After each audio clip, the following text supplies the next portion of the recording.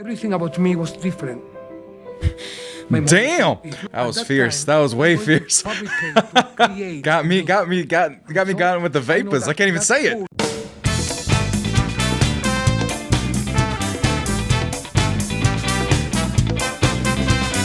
Welcome everybody to Mexcellence, and I'm Sammy Gonzalez, aka the Mexcellence, and today we're reviewing the new Netflix documentary series Mucho Mucho Amor, The Legend of Walter Mercado. So the premise of the show is, I actually went to film school, but I really actually didn't see a lot of films in film school. A lot of popular things that everybody has seen. Well, I just haven't. So with this show, you guys get to watch me live react to old movies that I've never watched before, and in this situation, a new movie that just came out that actually applies to apparently my history and my culture that I just completely missed. Now, of course, this documentary came out this month, but I had actually never heard of Walter Mercado or never watched his shows. I know my grandmother's did, and he was on the TV, but I don't know to what extent. If he was in my memory or in my life, it was a vague something in the background that I really don't remember much of. So I'm actually pretty excited to see what this is about. According to the Netflix thing, he was an astrologer, and judging by his outfits, very flamboyant, I think is the word. So I'm excited to learn about Walter Mercado. I don't know anything about him. I don't know anything about his astrology. I don't know anything about his television show, or I think it was was it commercials or something? I don't know. I really don't know. And so I'm gonna watch this completely cold. I haven't even really seen the trailer for this. But for right now, I'm actually gonna show y'all the trailer, at least bits of it. I'll come back after having watched it, and you'll get to listen to my review with my live reaction thrown into the mix. So let's watch the trailer right now, everybody, for Mucho Mucho Amor, The Legend of Walter Mercado. Okay, I'm ready. El señor Walter Mercado. Walter Mercado. Walter Mercado. So an incredible creation. He's an androgen. He looks like a woman. Sometimes he looks like a man. But all of a sudden, he disappeared. El amor es la razón de vivir. Y que reciban de mí siempre paz, mucha paz, pero sobre todo mucho, mucho, mucho, ¿qué? Amor. Welcome back, everybody. This is me after having watched Mucho Mucho Amor, the Walter Mercado's Legend of Walter Mercado. I don't know the name of it. All I know is that I'm obsessed now. One of the first things that captivated me about this story. Now, first of all, let me actually just preface this all. The documentary is great as a whole. It's well told. It's in the right order. Great documentary work, great research, great all of that stuff. Prompts to the documentarians that I'm going to put in a title somewhere around here. Yeah, it was something hearing about this guy's story that it was something that everyone else knows. Everyone else, apparently all over the world, Mexico, the United States, Brazil, over in Europe, this guy was an absolute legend in this realm that surpassed language, it surpassed religion, it surpassed a lot of these different things, and the story that is told in this documentary is completely exemplary of that. So first things first, I want to kind of emphasize this cult of personality that he has invented for himself, or did invent for himself. I found it fascinating that he was just a guy. He was just an actor a Puerto Rican actor who was just dynamically fierce in everything that he did. Like, honestly, there's a part where I'm watching the movie or the documentary, and he is just, I am flabbergasted by how gorgeous this man is. Everything about me was different. Damn!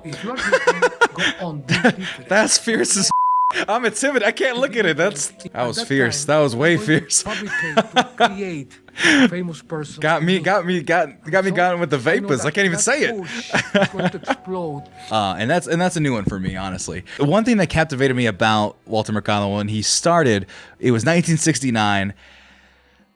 Clearly, this man is not a heterosexual. Okay, let's just put that. I want to put that just right out there. Whatever he is, I don't know. I accept it. I accept all of you out there that are varying degrees of sexuality or types of sexuality, I guess. I guess if you're like not very sexy or very sexy, I accept you either way, but you get what I'm saying. So one thing I want to take note of is that he started this whole show in 1969. So you're telling me that a clearly not heterosexual male doing astrology, which in its own right has its own form of mysticism and confusion about what people believe and what they don't believe about that. Oh, for the record, I'm a Scorpio, so take with that what you will, or a Scorpio if you will. And he was able to find success doing both of those during an era that is known for its strife. It fascinates me that people were captivated by this, and one of the reasons that they get into is that one of the things he always preaches, and he always preaches above everything else, is love. It's not about religion. It's not about any of this other stuff that's going on in the world. I'm going to give you hope. I'm going to look to the stars, and I'm going to give you something that you didn't have, and that's just a little bit of hope and a little bit of love. If you notice in all his content, he never says anything negative. I think that's probably the key ingredient to his success and his ability to communicate. And that concept of love being the ultimate religion, like they go into this thing where he was studying multiple religions, Hinduism, Buddhism, Catholicism, classic Christianity. I realized that all religions have a point of conversion. You have to be nice to people, you have to give the best of yourself every moment of your life, and you have to believe in yourself. He looks into all of these different religions and all of these different beliefs, and he comes down to like these core truths. And what's brilliant about that is over a 50-year career, those truths hold solid from beginning to end. And what's interesting about the documentary is that they say that his beliefs themselves are a mixture of all religions, but in a similar way, they make him like almost a Christ figure. Now, in the beginning of the film, they make it as if he was this biblical being in Puerto Rico where he breathes life into a bird, and somebody sees it and they go, "Oh my God, your son is touched by the hand of God." And then people are visiting him and touching his hand and hoping to be blessed by God, essentially. They make him like a prophet of some sort. And that began a good element of this documentary that flirted with the idea that he was perceived as almost a religious figure who promoted not just Christianity, but a bunch of other things. You're bigger than Jesus Christ, aren't you? No. Tell the truth. I'm about to say, yeah. Like Jesus, Yes, or like see? Buddha, like Buddha. And so what the documentary does and what Walter Mercado does in his career is balance that I am not all knowing, but I am all positive. I am all energy. I am all this embodiment of this feel good. And if you want this feel good, you have to listen to me and follow my direction and do all these things. And he was able to gather this gathering, for lack of a better term, of millions and millions of people. And eventually the documentary gets into the fact that he was able to market this religious element, this spiritual element, eventually going all the way to like telephone operating lines where people were saying like he was just being fraudulent and telling people that they could win the lottery, telling people that they're going to get married in like 2 weeks.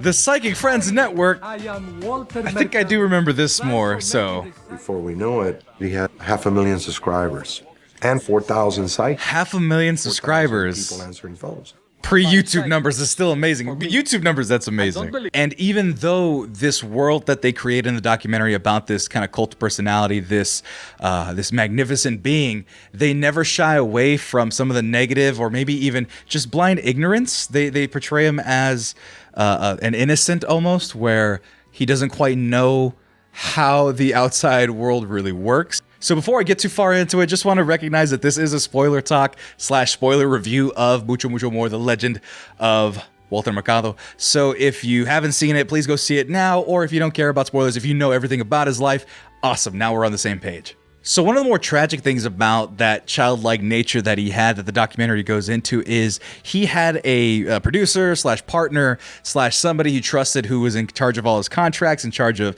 the shows he was producing. And I believe his name was Bill something. I'll put it right here as well. And maybe a picture. And this guy, for lack of a better term, this man over. And I try not to cuss on these reviews, but there's no other way to put it. Electronic publishing. The internet. His likeness, his image to Bill Bakula. And the name. He lost his own name in this contract that his producer made him sign. Took his license, took his name, took everything, had him producing shows, had him performing shows, and then slowly but surely started taking money and then not paying him. And it was all legal in the eyes of the contract, which was this open-ended, fraudulent, awful, awful document. I got so heated during that part because it is always the innocent, it's always the kind soul that gets taken advantage in these situations, and it just frustrates me so much. Our claim for damages against Walter was just $1. Actually, Bill Bakula was looking for Walter to pay about $14 to $15 million in damages. Oh, It was a nightmare. It's heart-wrenching because you see how much effort and how much love he puts into his work, all for somebody to just take advantage of it over money. It was never about money. It was never about fame and all of these things that they talk about.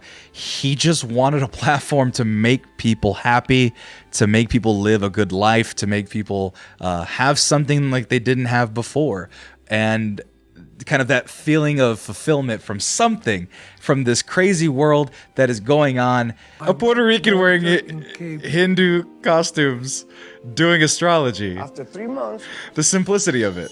There's something that I want to address that this documentary addresses very gently, but something that a person with eyes would be able to see, that this man here is something of a visual specimen. But they show pictures of him when he's young, and it is just this, I guess, diabolical person who is just so fierce, so just pretty, so intense, and just beautiful. You could just say a beautiful person, just visually, like striking the poses, knowing exactly who they were. And there was something striking and beautiful about that. I was acting at having a lot of plays. After that, God dang, man. It's just so dynamic in everything that I've seen so far. And the other part is me right away was like, okay, so is he gay though? And so the documentary, they start off implying like, okay, well, he has a partner that he's had for a long time, and this partner has been with him from thick and thin and takes care of him and does all these things. I assist Walter in everything that he needs. So I think this is the part where assistant comes in. Assistant. We stay in the same hotel, in We'll the same see. room. He's dressing in these elaborate gowns. It's this real interesting mix where someone like me is like, well, what is he? Is he gay? Is he bi? Is he lesbian? Is he what is he?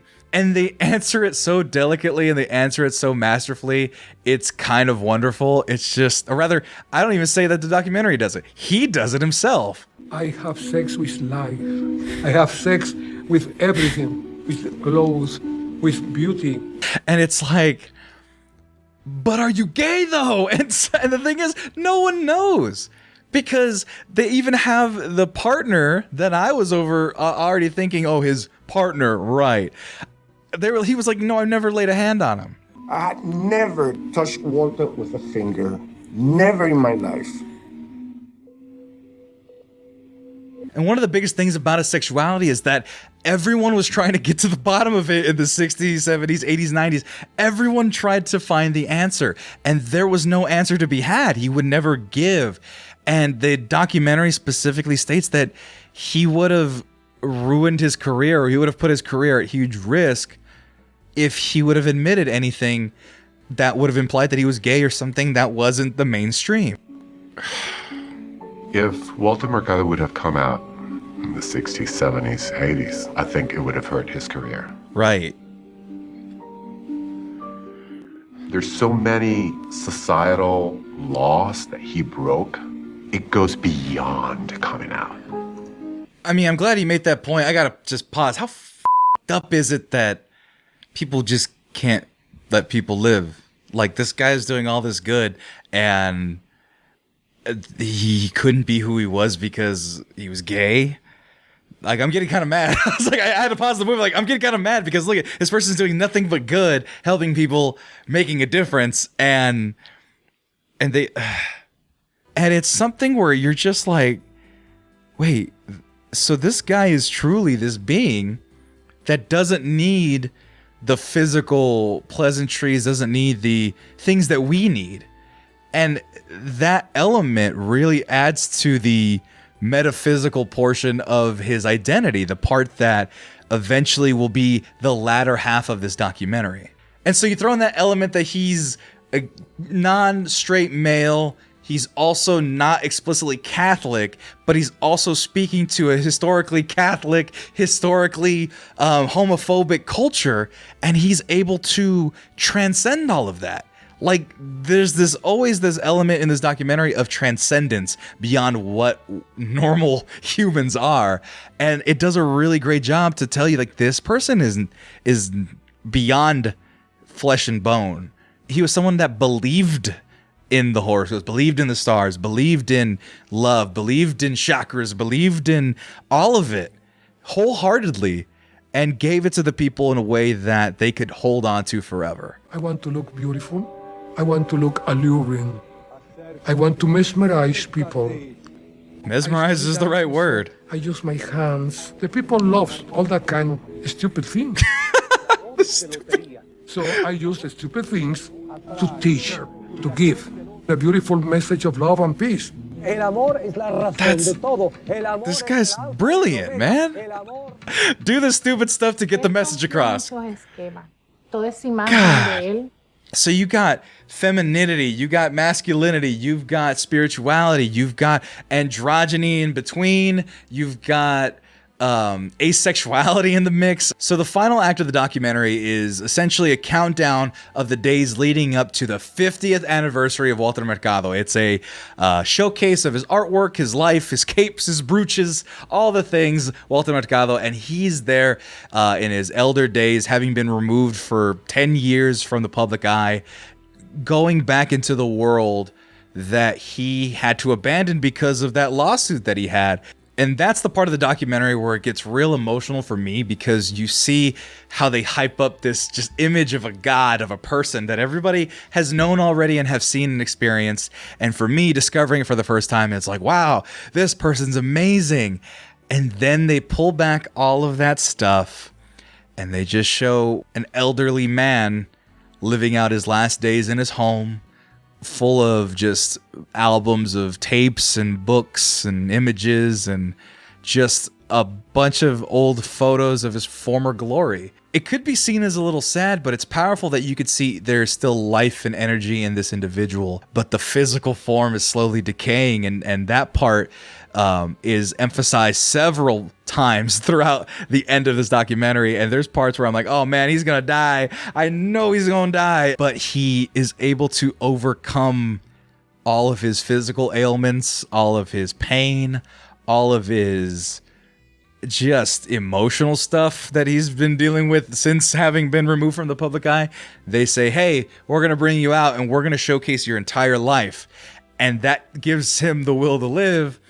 And it's just this beautiful spectacular of people recognizing who this legend is, who this God among men is to millions and millions of people in the world. Seriously, that documentary did like 3 or 4 bait and switches about he's gonna die. And I felt so bad. I'm like, oh, he's gonna die before the thing. And he said, please come. I fell down. It's hard for all of us. You know, we've never seen him like that. He doesn't die before the showcase, but you could imagine lesser beings would.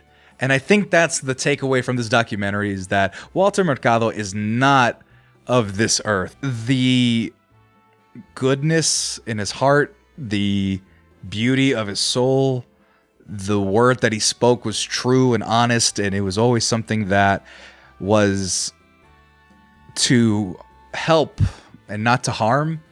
That is something that is we revere in people that have had more mainstream success, like, or your Bob Ross, or maybe even less mainstream success in the scope of the world. We talk about Mr. Rogers, we talk about Bob Ross, in that kind of vein of positivity, in that vein of comfort. Even just watching an hour and a half documentary, I can understand that Walter Mercado had that effect on people.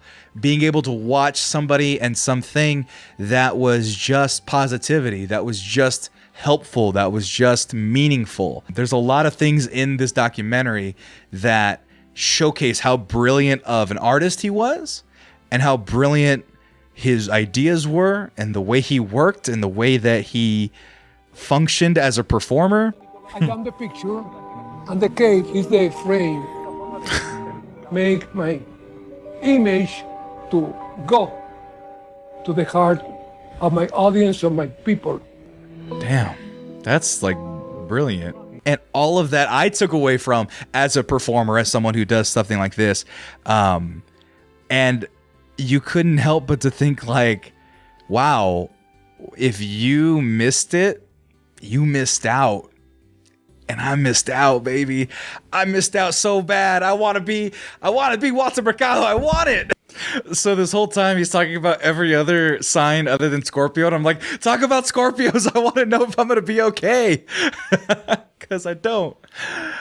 This quarantine is terrible and I hate it. When you see and recognize something in someone so beautiful and so true and so honest, and you get to spend an hour and a half with him and hearing the story, it really is something that's really sweet. So I don't have a rating system yet, but it would be a high recommendation to watch this documentary if you've never heard of him. And if you have heard of him and have experienced all of his things, then definitely a must watch there. So high praise. I'll come up with a number system. I think I came up with a number system on the La Bamba episode. So here it is, the number system, probably right there.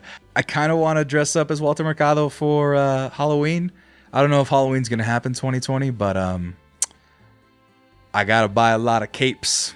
I think that's the next move. Now, before I get out of here, just a couple things beforehand. 1, Black Lives Matter. 2, wear your mask. 3, hit the like button, hit it again, hit it a third time. That's triple like. Be sure to subscribe. Be sure to comment down below what videos you want me to see or what movies, documentaries. Trust me, I haven't seen it. Just put it down there and I will consider it. I'll put it on the list. I have no idea what I'm going to do next time. So, I could definitely pull from the comments and we can go ahead and get it done. But you can also find me at the Mexcellence on all forms of social media. And you can listen to our weekly podcast, The Scene Countdown, on Spotify, on Apple Podcasts, on Stitcher, everywhere there's podcasts. You can find the Mexcellence podcast. There's all sorts of programming. If you follow me on Twitch, you can find gaming content. You can find all sorts of things if you just search the Mexcellence. And then if you go to mexmerch.com, you can get a hat like this, a shirt not like this, but ones that are much, much fancier and much, much cooler. But once again, Sammy Gonzalez,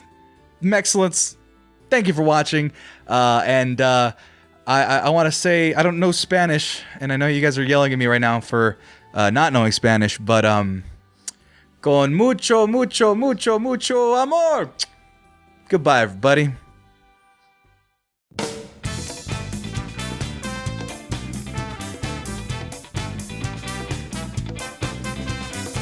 I predict that you are going to be Sinbad. the greatest comedian of the next millennium. He is. He landed little a wrong. deal with